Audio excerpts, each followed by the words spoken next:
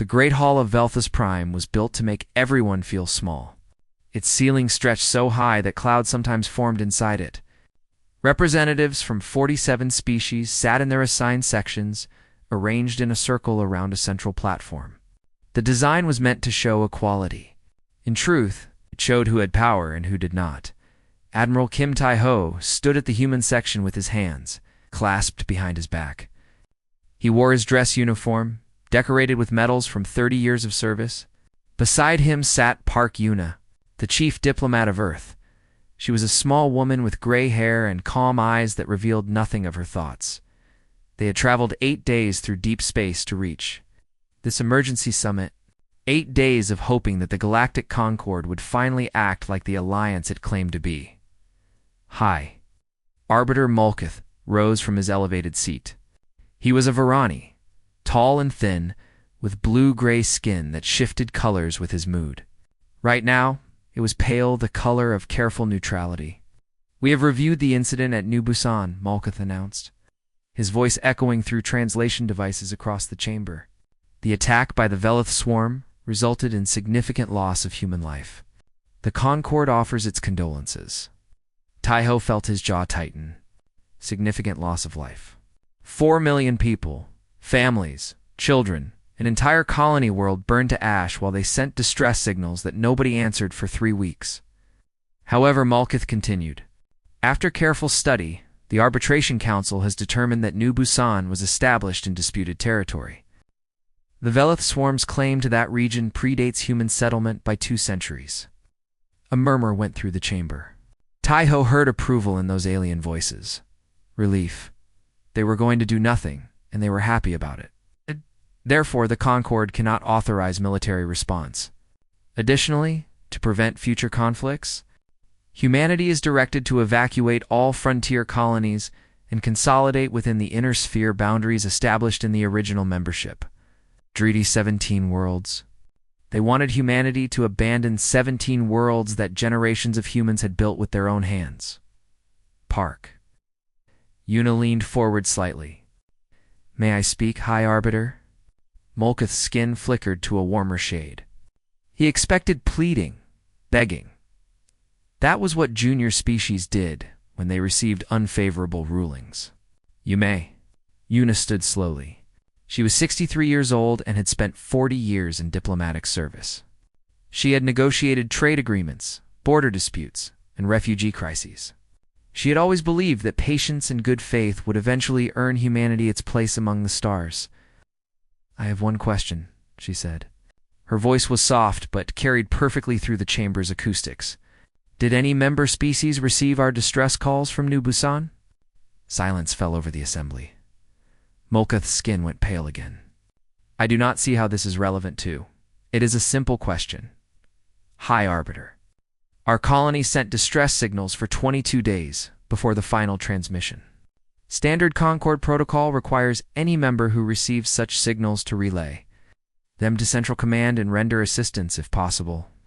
I am asking if anyone received those signals." The silence grew heavier. Representatives shifted in their seats. Some looked at the floor. Others studied the ceiling. "High Arbiter," Yuna pressed. "I am asking for the official record." Mulketh's skin cycled through several colors before settling on a dark, troubled blue. Communication logs indicate that distress signals from New Busan were received by 12 member species. Relay to Central Command was delayed due to administrative considerations. Administrative considerations, Yuna repeated. What considerations were those? The signals were flagged for review. The situation was deemed politically sensitive. By the time proper channels were followed, the situation had already resolved itself. Resolved itself? Yuna's voice remained calm, but Tai-ho could see her hands trembling slightly. 4 million of our people died. The youngest victim was 3 days old. Her name was Kim So-min. Her parents had waited 15 years to have a child. They died holding her. And you call this situation resolved, Ambassador Park. Emotional appeals will not change the legal ruling. I am not making an appeal, Yuna said. I simply wanted the truth spoken aloud. 12 species heard our people screaming for help. 12 species decided it was inconvenient to answer. Now you tell us to abandon our remaining homes to the same enemy you refused to help us fight. She turned to look at the chamber, meeting the eyes of as many representatives as she could. We came to you 120 years ago. We followed your rules. We signed your treaties. We limited our fleet sizes. We restricted our weapons development. We placed our colonies only where you permitted. We sent our soldiers to die in your wars against the Outer Rim pirates. We did everything you asked because we believed we were building something together. Her voice cracked slightly on the last word. She paused, composed herself, and continued. We were wrong. Admiral Kim Teo stepped forward. His movements were slow and deliberate. He reached up and removed the Galactic Concord insignia from his collar, the small silver emblem that marked humanity as a member species. He walked to the central podium and placed the insignia on its surface. The small click echoed through the silent chamber. Humanity formally withdraws from the Galactic Concord, Taiho announced. Effective immediately, all treaty obligations are hereby terminated. All joint military operations are suspended. All human personnel will be recalled from Concord service. He turned and walked back toward the exit. Park Yuna fell into step beside him. Admiral Kim, Malkuth called out, his skin flashing through confused colors. This is unprecedented. No species has ever voluntarily withdrawn from the Concord. Taiho stopped at the doorway. He looked back at the assembled representatives all. Those powerful species who had built this grand chamber and filled it with their laws and their procedures and their careful political calculations. And let this be the first lesson we teach you, he said. You are not as necessary as you believe. The doors closed behind them. In the chamber, the silence stretched on for a long moment. Then voices erupted, confused, worried. Some even laughing at the foolishness of these young humans who thought they could survive alone.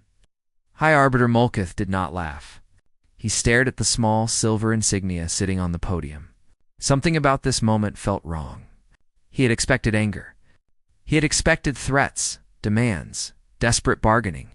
He had not expected calm acceptance. He had not expected humans to simply walk away in his 200 years of service. Malkuth had learned that the most dangerous creatures were not the ones who raged and threatened. The most dangerous ones were those who went quiet, who turned away, who began to plan. He looked at the closed doors where the humans had exited and felt. For the first time in decades, a small, cold seed of fear take root in his chest. Outside the chamber, Admiral Taiho and Ambassador Yuna walked in silence toward their shuttle. When they were finally alone in the corridor, Yuna spoke. How long do we have? If we start immediately. 2 years to reach minimum defensive capability. 5 years to achieve strategic superiority. Yuna nodded. Then we start immediately. Taiho looked at her. The calm diplomat was gone. In her eyes, he saw something he recognized from his own mirror, the cold, patient fury of someone who had tried everything else first. They watched our children die, Yuna. Yes, she said. They did. They will learn what that costs, she said again. They will. The shuttle doors opened. They stepped inside, leaving the great hall of Velthus Prime behind forever.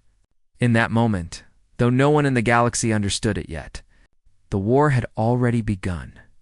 6 months passed, and the galaxy forgot about humanity. Ambassador Torvik of the Kalani Confederation sat in his office on the diplomatic station reviewing trade reports. Human merchants had vanished from every port. Human scientists had resigned from joint research projects. Human soldiers had returned home from every peacekeeping mission. At first, the other species had laughed. The humans were running away, they said. Hiding in their little corner of the galaxy, they would come crawling back when they realized they could not survive without Concord protection and trade networks. But Torvik was not laughing. He was reading intelligence reports that made his scales itch with worry. The humans have recalled everyone, he muttered to his assistant. Every single one. Even civilians. Even researchers who had been working on alien worlds for decades. They left behind their homes, their businesses, everything. His assistant shrugged. Pride. They want to pretend they do not need us. Torvik said slowly. This is not pride. This is preparation. He pulled up the deep space sensor data his contacts had obtained. The readings showed human space as a wall of activity. Shipyards working at impossible speed. Mining operations tripled. Energy signatures that suggested weapon testing on a massive scale. They are not hiding, Torvik whispered. They are building. Across the cold void of space. Captain Li Mingyi sat in the command chair of the stealth vessel, Duto. Her ship was one of 12 reconnaissance vessels that humanity had sent into the darkness between stars. Watching and waiting, she was 34 years old. With short black hair and eyes that had learned to see patterns in sensor data that others missed, before the withdrawal, she had commanded a small patrol ship on the border. Now she'll come. Ended ghosts, reports she said quietly. Her sensor officer, Lieutenant Kong Doyon, pulled up the latest data. The Kalani are getting nervous. Their intelligence ships have been probing the edge of our space. They cannot see through our new stealth screens. Minji nodded. The stealth technology was one of many secrets humanity had kept hidden during their century in the Concord. They had followed the rules, limited their weapons, restricted their ship designs, but they had also watched, learned, understood exactly what the galaxy was capable of. Now that knowledge was being put to use, continue monitoring, she ordered, and send the weekly report to Fleet Command. On Earth, in the new headquarters of the United Human Defense Command, Fleet Admiral Beek Sunho reviewed the reports from all 12 reconnaissance vessels. He was 61 years old, a veteran of 3 minor conflicts, and now the supreme commander of humanity's military forces. The title felt heavy on his shoulders. Not because he doubted his abilities, but because he understood exactly what was coming. His door opened, and Dr. Choi Nari entered. She was the lead researcher of Project Hammer, a woman whose gentle appearance hid one of the most brilliant weapons design minds in human history. Admiral, she said, we have completed Phase 3 testing. Sunho looked up. Results? Nari set a datapad on his desk. Better than expected? The Kalani shield frequency disruption rounds achieved 94% penetration. The Mordok armor-piercing systems exceeded design specifications by 12%. And the anti-Velith dispersal charges. She paused, a strange expression crossing her face. They work, Admiral. They work very well. Sunho studied the data. For a century, humanity had been forbidden from developing weapons specifically designed to counter Concord species. Such weapons were considered provocative, destabilizing. Now, they had weapons designed to kill every species in the galaxy. Each system targeted the specific biological and technological weaknesses of its intended victims. Years of participating in joint operations had given humanity perfect knowledge of how every species fought. What protected them, what they feared. How soon until full production? Sunho asked. 6 weeks for the primary systems. 3 months for the fleet-wide retrofit. Sunho nodded slowly. Continue, and narrow work will save human lives. Remember that when the weight of it becomes difficult to carry. Nari met his eyes. I remember New Busan, Admiral. I remember watching the refugee list for my sister's name and never finding it. The weight is nothing compared to that. She left, and Sunho turned to the window. Outside, the Geneva skyline stretched toward the mountains. It looked peaceful, ordinary. No one walking those streets would guess that underground. Facilities across the planet were working around the clock to prepare for war in Seoul. The great shipyards that had once built merchant vessels now built warships. In Munich, factories that had produced civilian vehicles now manufactured assault craft. In Nairobi, training facilities that had prepared peacekeepers now trained killers. Humanity had always been good at war. It was their great shame and their great strength. For a century, they had buried that talent, hoping that civilization and cooperation would prove stronger than conflict. The galaxy had taught them. Otherwise, Admiral Sunho activated his communication system. The faces of his fleet commanders appeared on screenmen and women from every nation on Earth, all united now under a single purpose. Status reports, he said. Vice Admiral Yoon Jae-won, commander of the 3rd Fleet, spoke first. Third Fleet refit is complete. All vessels equipped with new weapon systems. Crew training at 92% readiness. Commander Shin Yoonji, leader of the Ghost Marines Special Forces Division, reported next. Special operations teams have completed infiltration training for 7 primary target species. We are ready for deployment on your order. One by one. They reported ships, weapons, soldiers, plans, everything coming together, like pieces of a vast machine designed for a single purpose. In 6 months, Sunho said, when they had finished. We walked away from the Concorde. Most of them believe we are afraid. They think we are hiding, hoping they will forget about us. They expect us to come begging for readmission when the Velith attack our remaining worlds. He leaned forward. In 2 weeks, the Velith swarm fleet will cross into our territory.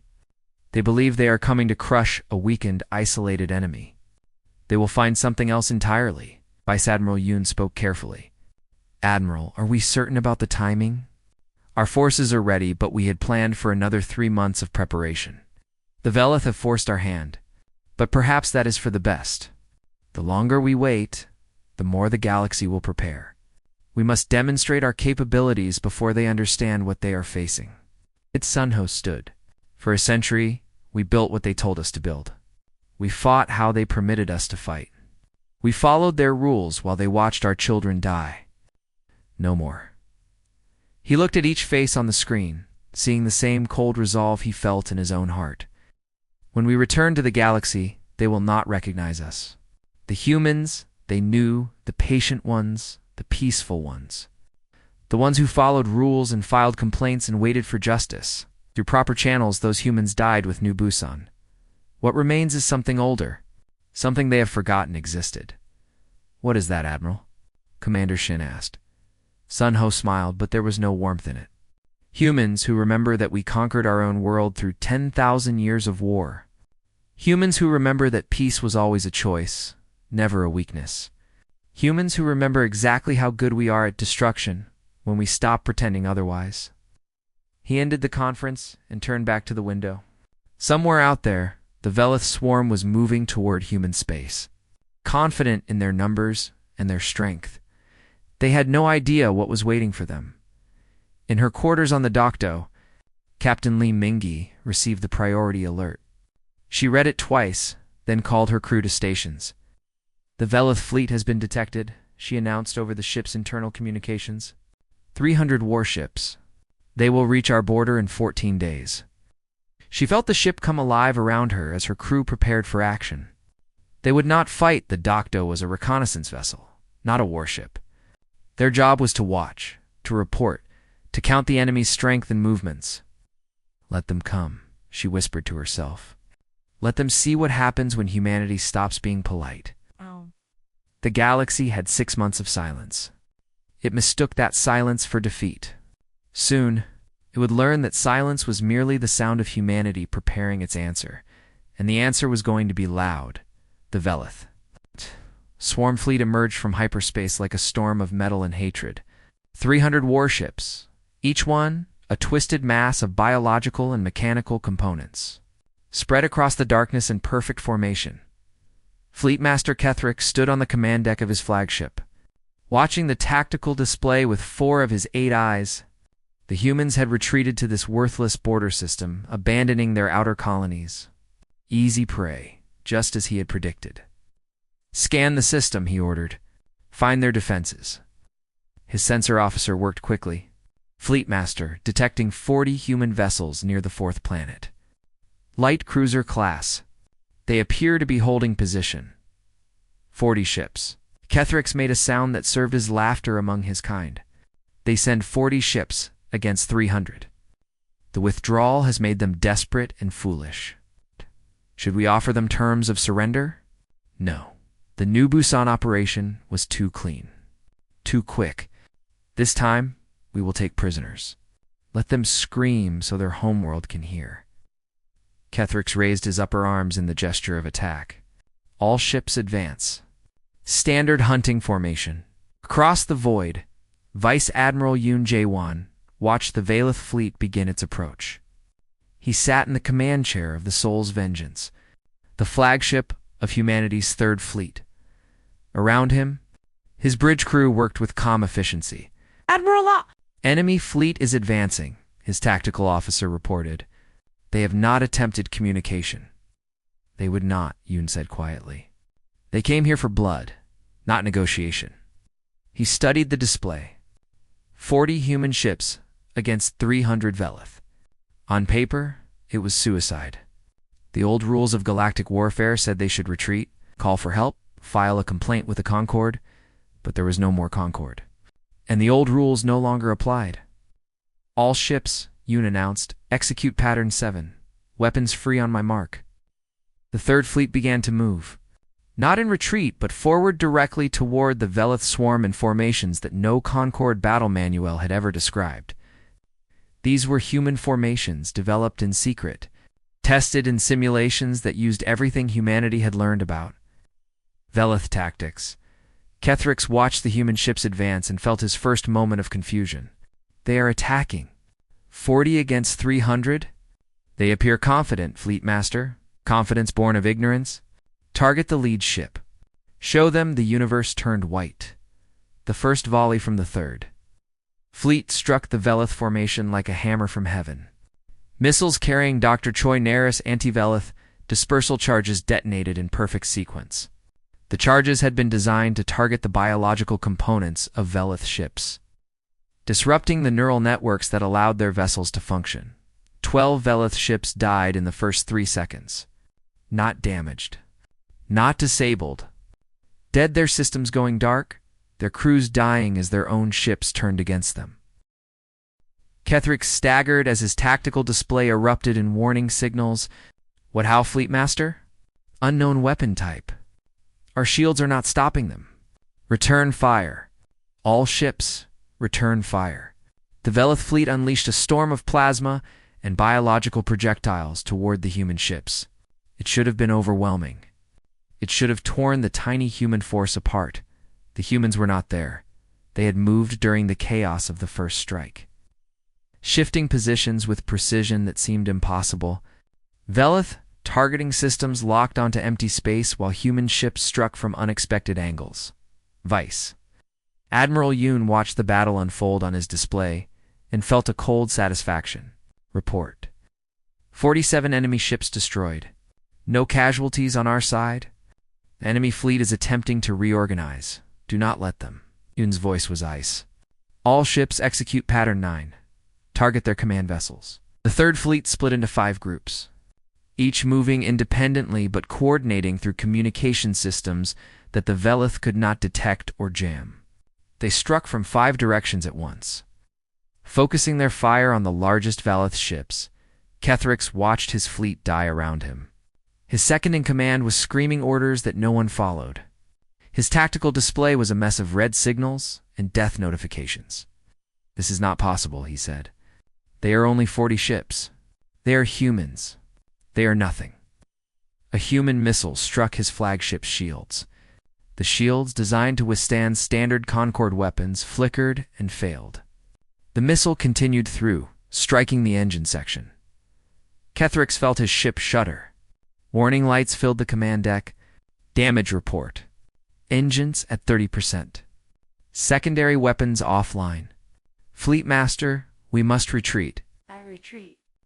The word was acid in Kethrix's mind. The Velith swarm did not retreat. They consumed. They conquered. They did not run from prey. But these humans were not prey. Kethrix finally understood that, even as another volley tore through his remaining ships. These humans were predators who had been hiding their true nature behind centuries of peaceful behavior. All ships, he ordered, his voice breaking, withdraw. Emergency hyperspace jump. All ships withdraw. The surviving Velith vessels began to flee. Of the 300 that had entered the system, fewer than 50 remained functional. They scattered in all directions, desperate to escape the killing ground. Vice Admiral Yoon watched them run. Let one go, he ordered. The smallest ship. Let it escape. His communications officer looked up in surprise. Sir, they need to carry a message home and to the galaxy. The battle ended 47 minutes after it began. The Third Fleet had not lost a single ship. Not one human had died. The void was filled with the wreckage of 250 Valith warships and the frozen bodies of their crews. Yon closed his eyes for a moment. The weight of what they had done pressed against him. But he remembered New Busan. He remembered the 3D-old baby named Kim So-man. He remembered that these same Valith had killed 4 million humans while the galaxy watched. "Send the signal," he said. "Tell Earth we are ready for Phase 2. On Earth, in the Great Hall of the United Parliament, Park Yuna stood before the assembled representatives of humanity. Every nation, every culture, every faction all united for the first time in human history under a single banner. Behind her, screens displayed the aftermath of the battle. The galaxy needed to see what had happened, what humanity was capable of. She took a deep breath and began to speak. At the same moment, every communication channel in the galaxy activated with her broadcast. Act. To the Galactic Concord and all species within its borders, I am Ambassador Park Yuna, speaking on behalf of the United Human Government. In the Concord Assembly Hall, High Arbiter Molkith rose from his seat, his skin cycling through colors of alarm. Oh.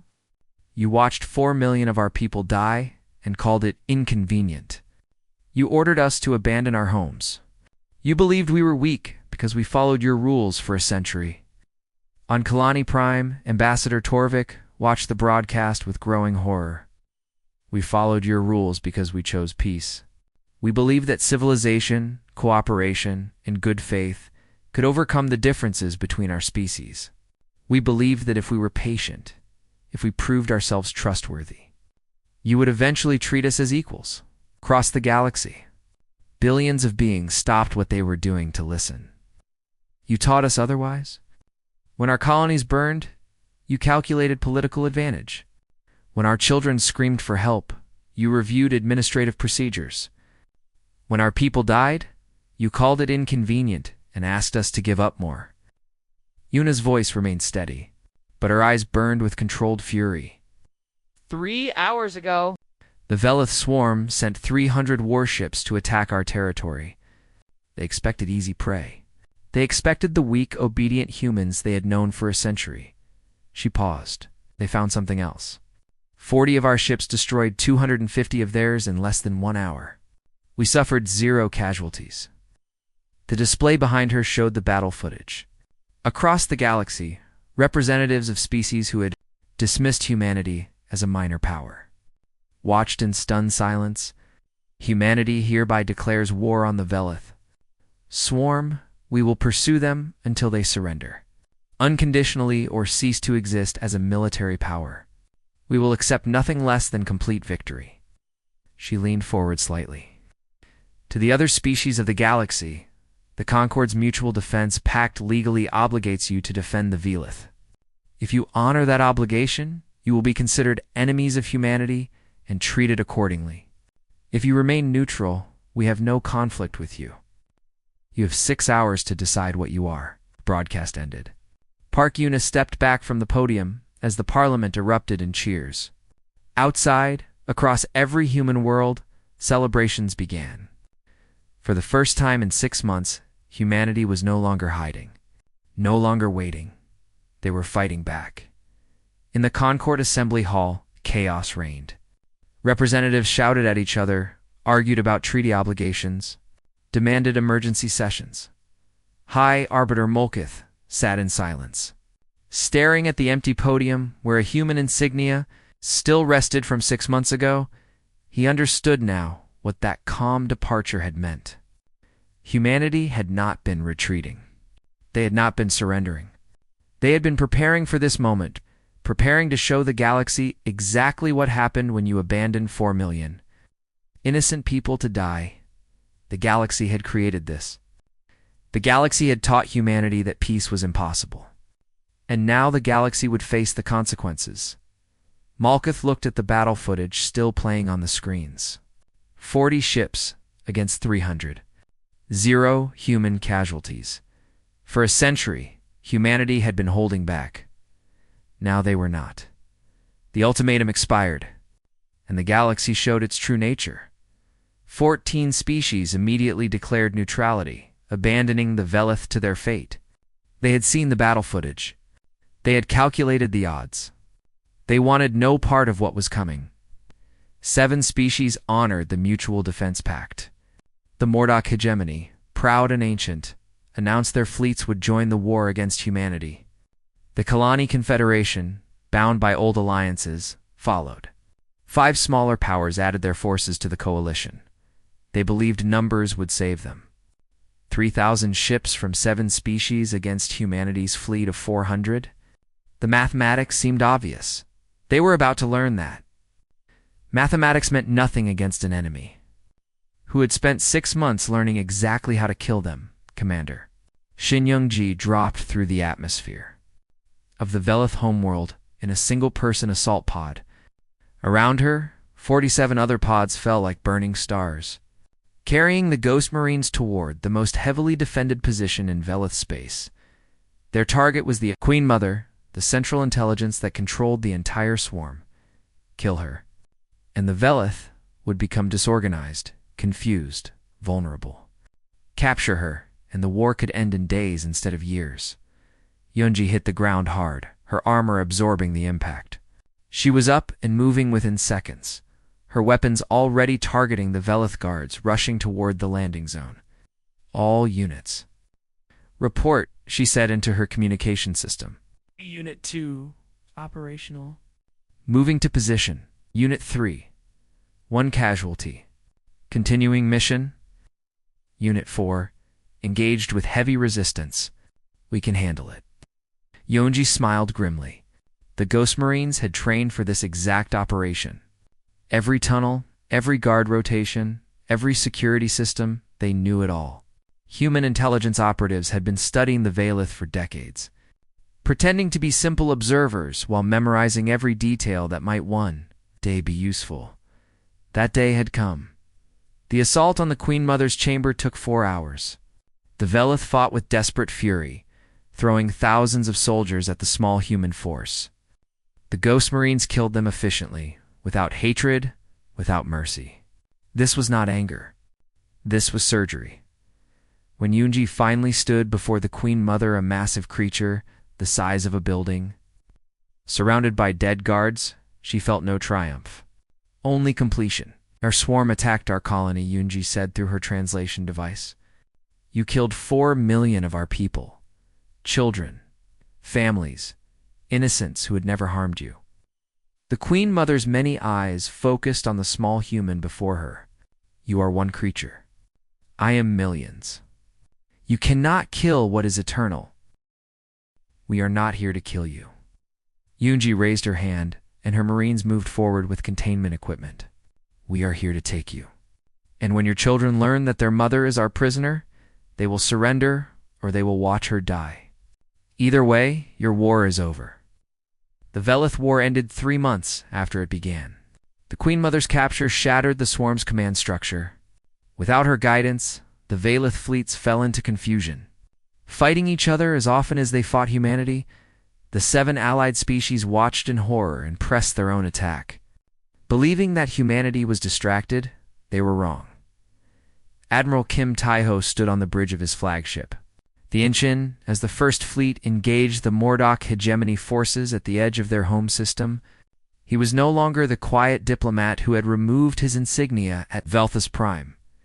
8 months of war had transformed him into something harder. Colder Admiral Mordock fleet is attempting to reform, his tactical officer reported. They are pulling back toward their orbital defense platforms. Do not give them time.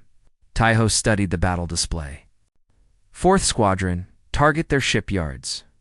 5th Squadron, disable their communication satellites. I want them blind and unable to build reinforcements. The First Fleet moved with terrible precision.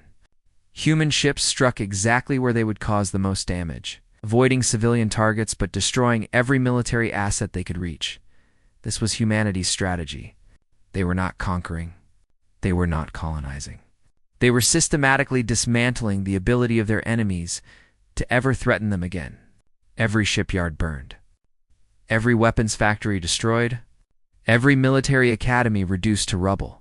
The civilians were left untouched. The infrastructure for daily life remained intact. Humanity was not interested in genocide or empire. They wanted only one thing: safety, and they would achieve it by making war against humanity impossible. On the stealth vessel Dokdo, Captain Li Mingi intercepted a communication that changed everything. Admiral Beak. Priority intelligence, she transmitted immediately. I have intercepted communications between the remaining hostile species. They are planning a coordinated attack, but not a military one. Fleet Admiral Beak Sunho's face appeared on her screen, tired but alert. Explain. They are developing a bioweapon. A plague designed to target human DNA specifically. They plan to deploy it on our colony worlds within 6 weeks. Sunho was silent for a long moment. They know they cannot defeat us in battle, so they will try to kill us through disease. All of us. Every human in the galaxy. Yes, Admiral. The project is based on a Mordock research station in the Keller system. I am transmitting coordinates now. Sunho closed his eyes. When he opened them, something had changed in his expression. The last traces of restraint, of hope that this war might end without complete destruction of his enemy's power, had disappeared. They want extinction, he said quietly. Then let us show them what extinction looks like. Operation Hammer fell on the Coalition's military leadership in a single night. Human special forces coordinated across 7 different star systems, struck simultaneously at every major command center. Generals were captured in their beds.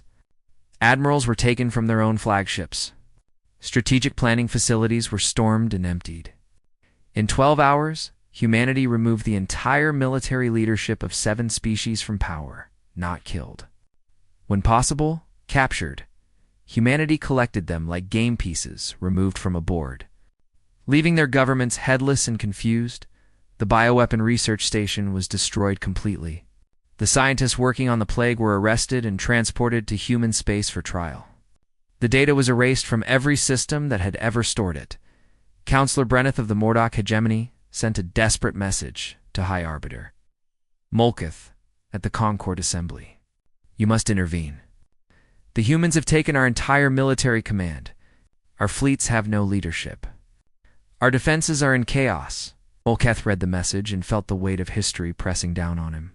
What would you have me do? The Concord cannot field a force capable of challenging humanity. We watched them destroy the Velith. We watched them defeat your combined fleets. What power do we have to stop them? Negotiate. Demand a ceasefire.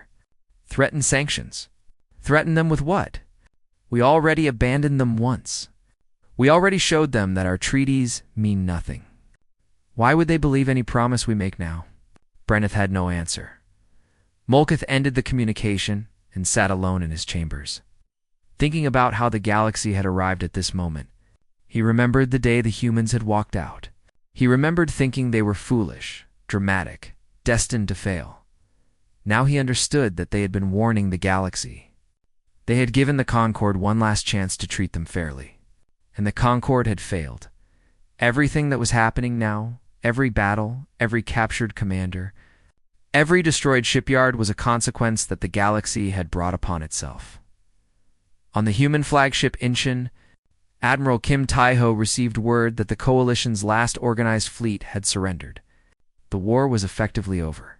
The Velith were defeated. The allied species had been deafened. His communications officer approached carefully. Admiral Ambassador Park wishes to speak with you? Taiho nodded and accepted the connection. Park Yuna's face appeared on screen, older now, marked by 2 years of war and responsibility. It is done, he said. They cannot threaten us anymore. For now, Yuna replied. But we need to think about what comes next. We cannot occupy their worlds. We cannot watch them forever. Eventually, they will rebuild. Then what do we do? Yuna smiled slightly, the first smile Taiho had seen from her in months. We do what we should have done from the beginning. We stop asking for permission and start making rules of our own. They will hate us. They already hate us. But fear and hatred are temporary. Respect, once earned through strength, can become the foundation for something lasting. She paused. We are going back to Velthus Prime. Tai-ho, it is time to explain to the galaxy what humanity expects from them. Tai-ho thought about the journey that had brought them here, from quiet diplomats accepting unfair treatment. 2 warriors who had broken the military power of 7 species. And if they refuse, then we remind them what happens when they refuse us. But I do not think they will. Not anymore. The war was over. Now came the harder part, building a peace that would last. The Great Hall of Velthus. Prime was silent as Park Yuna walked to the central podium. 2 years ago, she had stood in this same chamber and asked a simple question that had changed everything. Now she returned, not as a representative of a junior species, but as the voice of the most feared military power in the galaxy. The assembly was smaller than before. 7 species had lost their seats, their governments collapsed, their military power destroyed, their representatives no longer welcome in the halls of galactic diplomacy. The remaining 40 species watched the small human woman with expressions, ranging from fear to respect to carefully hidden hatred. High Arbiter Molkith rose from his seat. His skin was gray now, the color of exhaustion and resignation. Ambassador Park, humanity has requested this session. The Concord recognizes your right to speak. Thank you, High Arbiter. Yuna looked around the chamber, meeting as many eyes as she could. 2 years ago, I asked if anyone had received our distress calls from New Busan. The answer destroyed whatever faith humanity had in this institution. She paused, letting the memory settle over the assembly. Today, I am not here to condemn you. The war is over. The species that attacked us have been defeated. We have no interest in extending the conflict to those who remained neutral. Relief flickered across several faces. Yuna noted it and continued. However, humanity will not return to the way things were. We will not pretend that the Concord treated us fairly. We will not accept limitations on our military power. We will not trust promises that have already been broken once. El Malkith leaned forward. Then what do you want, Ambassador? We want a galaxy where what happened to New Busan can never happen again. Not to humans. Not to any species. Yuna activated a display showing the terms humanity had prepared. These are our requirements for a new relationship with the Concord. The display showed 4 points.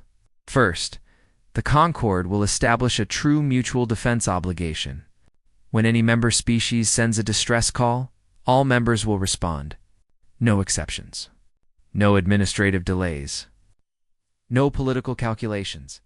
The days of watching others die while you debate convenience are over. Murmurs spread through the chamber. Several representatives looked uncomfortable. Second, humanity will maintain an independent military force outside Concord jurisdiction. You will not tell us how to defend ourselves. You will not limit our ship numbers, our weapons development, or our strategic planning. We followed your rules for a century, and you abandoned us. We will not make that mistake again. Third, the architects of the bioweapon program will stand trial. Human judges, human law. They attempted to commit genocide against our species. They will face justice for that crime. Fourth, New Busan will be rebuilt. Every species that received our distress calls and chose to ignore them will contribute resources to the reconstruction. 4 million people died there. Their memory will be honored, and the colony will rise again. Yuna stepped back from the podium. These are not requests. These are terms. Accept them, and humanity will work toward a genuine partnership with the Concord One based on mutual respect rather than exploitation. Refuse them, and we will build our future without you. The silence stretched for a long moment. Then, slowly, representatives began to signal their acceptance. One by one, species that had dismissed humanity as weak and unimportant now agreed to human demands. They had no choice, and everyone in the chamber knew it. High Arbiter Molkith was the last to signal. His skin flickered through several colors before settling on a pale, accepting blue. The Concord accepts humanity's terms, he announced. May this be the beginning of a better era for all species, Yuna nodded. May it be so? 6 months later, Admiral Kim Tai-ho stood in the Memorial Garden of New Busan. The colony was being rebuilt around him. But this garden had been completed first, a place to honor the 4 million who had died. He had retired from active service. The war was over, and younger officers were needed to lead humanity's new military. But he had one final duty to perform. The garden stretched across a hillside, overlooking the valley where the capital city had once stood. 4 million names were carved into the black stone walls that lined the paths. Tai-ho walked slowly, reading the names he passed: families, children, scientists, farmers, teachers, artists, ordinary people who had come to this world seeking a new life and found death instead. He stopped at one section and placed his hand on the cool stone. Kim So-min, 3 days old, the youngest victim. "I am sorry we could not save you," he said quietly, "but we made sure it will never happen again. I hope that brings you some peace." He planted the first tree in the garden, a cherry tree from Earth, brought across hundreds of light years to bloom on an alien world. Its pink flowers would open each spring, a reminder that life continued even after tragedy. On Earth, Dr. Choi Nari accepted her new position as head of the Galactic Security Research Division. It was a joint project. Human and alien scientists working together to develop defenses for all conquered species. Her new office was filled with alien researchers, Coloni, Varani, even a few former Mordok who had survived the collapse of their government. They looked at her with respect and a trace of fear. "I know what many of you think," she said at her first meeting. "You think I am here to learn your weaknesses, to develop more weapons to use against your peoples." She let the silence stretch for a moment. "You are partly right. I spent 2 years designing weapons to kill every species in this room. I was very good at it. Those weapons are now locked away in secure archives, but they exist. They will always exist." Several researchers shifted uncomfortably. "But I am also here because I believe something better is possible. My sister died on New Busan. I built weapons to avenge her death.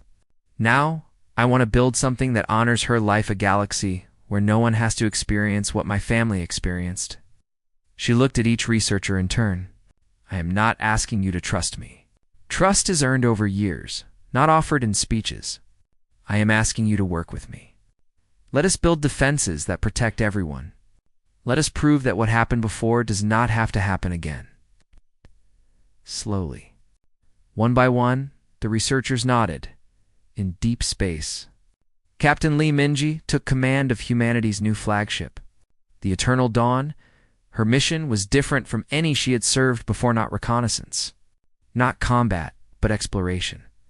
The Concorde had mapped only a small fraction of the galaxy. Beyond their borders lay unknown stars, uncharted worlds, mysteries that no species had ever investigated. Humanity was going to change that. "All stations report ready." Her first officer announced. Minji looked out at the stars ahead, stars that no known species had ever visited. "Then let us see what is out there." The Eternal Dawn jumped to hyperspace, carrying humanity beyond the boundaries that had once contained them. They were done asking permission. They were done waiting for approval. They would explore, discover, and build as they saw fit. The galaxy had taught humanity that they could rely only on themselves. Now humanity would take that lesson and use it to reach further than any species had reached before. 10 years after the war, a young Kalani student sat in a classroom, listening to a history lecture about humanity's rise to power. "Teacher," she asked, "why are the humans so feared? They did not conquer any worlds. They did not enslave any species. They even helped rebuild the nations they defeated. Why does everyone still look at them with such caution?"